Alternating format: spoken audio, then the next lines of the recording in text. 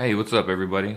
So you got a Steam Deck, and I thought, what was the first accessory you thought about buying or did buy?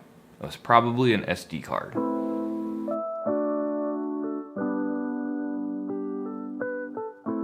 Hey everyone, welcome back. Glad to have you here. Today I'm going to be testing micro SD cards for the Valve's Steam Deck. I have 3 different micro SD cards. I'm going to be testing the game load time and game save times, and as well as how it compares to the internal storage of the Steam Deck. I just wanted to see how they compare and how well they match up against each other. I also want to thank all of you who did watch my 30-day review video of the Steam Deck. It's over 5K plays, and you all have been so kind and super nice in the comments. Well, not all of you, some of you were a little mean, but it's okay. I can take it. But I'm just so happy and overwhelmed by all the positive feedback I've been getting. I'm just extremely happy because I put a lot of effort into these and they're a lot of fun to make. Hey. Okay, so before we get into all this stuff, can you just do me a favor, like and or subscribe down below? It'd be super duper of you. I have a lot of fun doing these videos and I'm hoping we can grow, and in order to grow, I need your support. So just like and subscribe, pretty please. So glad to have you here. We're going to be talking about micro SD cards for the Steam Deck. I have 3 different ones that I tested, and I compare them with the internal storage as well. I tested load times, and I also tested game save.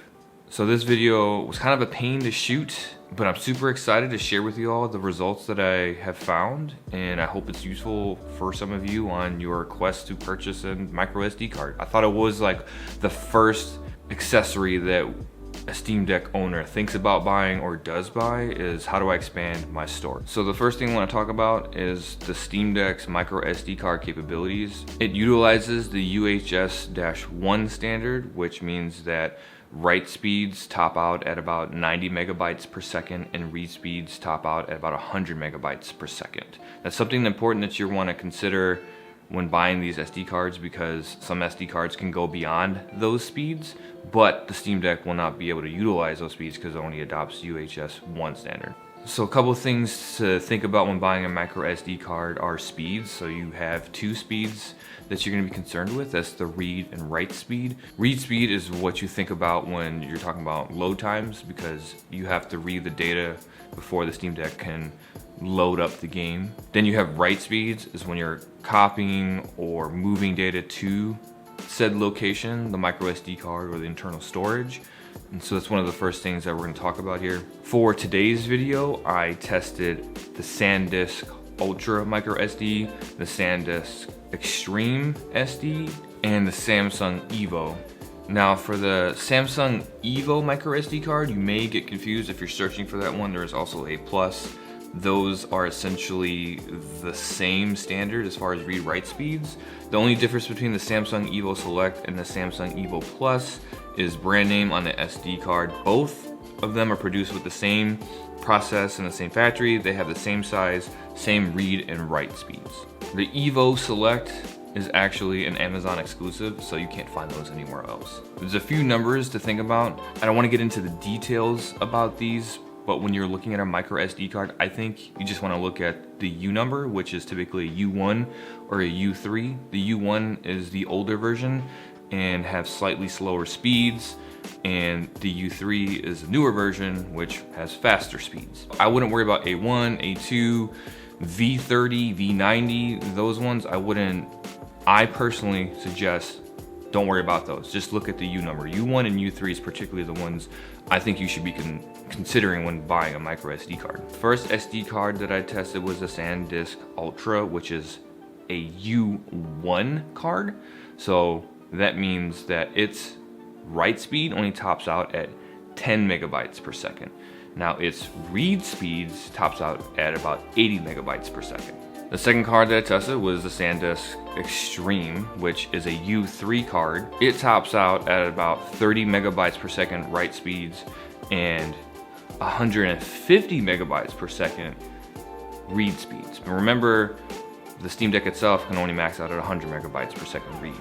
The third card I tested was the Samsung EVO, and that has up to 90 megabytes per second write and up to 100 megabytes per second read. Now, I tested 2 games for these, and that included Marvel's Spider-Man and Resident Evil 2. As I said earlier, I tested game load time from the moment you select the game, and save load time from the moment you select your load state. I will say that for this test, size doesn't matter.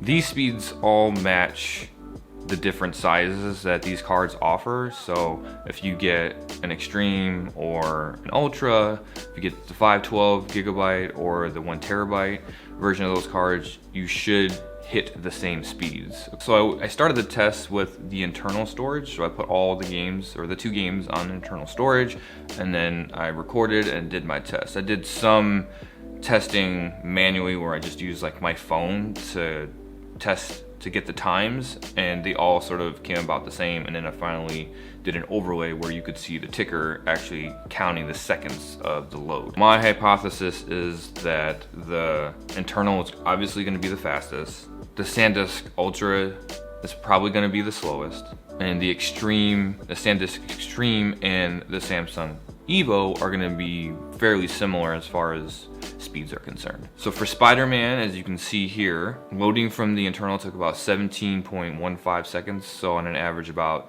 17 seconds per load, per game load. So this is where things got interesting. Like I said, I thought the Sandisk Ultra was going to be the slowest, and it sure was. It took 34 seconds for the game to load for Spider-Man. Now that's a really long time, and as well as the load state, it also took 21 seconds, which is pretty long. Now the Sandisk Extreme was a little bit better. It averaged out around 28 seconds, as you can see here. The Spider-Man save load state took about 18 seconds, which is better. Still a little slow, right? And then for Samsung EVO, for finishing out, Samsung EVO took 28 seconds, about the same. Took about 28 seconds to load for the game. For the save state, took about 17 seconds. So those two I expected to be about the same. Now for the internal loads timing for Resident Evil 2, it was about 13 seconds for game load. Resident Evil game save took about 3 seconds, so fairly quick. On the Sandisk Ultra, we also had a much slower load time for the game, which was 20 seconds. And then for save state load, it was about 8 seconds on average. For the Sandisk Extreme, it was about 13.5 seconds, so 13 to 4 seconds for the game to load. And for the save state, it was about 7.4 seconds. And for the Samsung EVO, the game load was a little bit slower than the Extreme at 17 seconds. And the Samsung EVO was at about 7 seconds for game load for Resident Evil 2. So here you can see a little nifty graph that I put together where you can see Spider-Man loaded relatively slow on the SD cards when compared to the internal, and the Resident Evil 2 as well. So it pretty much is what I expected. I mean, actually, all of these tests make sense, right? Because the read speed is fastest on the Extreme and slightly slower on the EVO when compared to the Extreme, and the slowest one is the Ultra. So all of these sort of make sense as far as why they stacked up. So essentially what this tells me is, if speed is your thing, or you want the fastest that you can get for these SD cards, it's the Extreme. The Extreme performed the best out of all of the cards, as far as I could tell, when it comes to game load time. Now, here you can see save load time, which again shows what I thought, the Extreme being the fastest out of all of the cards. Well, actually not the fastest. It's basically the same as the EVO as far as game save load times is concerned. And the Sandisk Ultra is incredibly slow compared to the other two. It's about what I expected, because the Sandisk is a U1 card versus a U3 card, which the other two are, which has faster speeds. So this is about what I expected. Alright, and so here's things where it get interesting, because, you know, how much does it cost comparatively? So for the Sandisk Ultra 1 terabyte card, it averages around $126. There is no Samsung EVO or Select version as far as a 1 terabyte is concerned, so I can't even compare the price to that one. and the Sandisk Extreme averages around $178. So it's a little bit more. It's gonna cost you more money for those speeds. And the same can be said, so the Sandisk Ultra 512 gig is $55 on average, and the Sandisk Extreme is around $73 on average for the 512 gig. And the Samsung EVO is $63. So that's about where those two lie. You get slightly faster speeds with the Extreme. That deal might be better because the Samsung EVO is about $10 on average cheaper than the Extreme. So maybe that is a better bang for buck when you're looking at the 512 gig.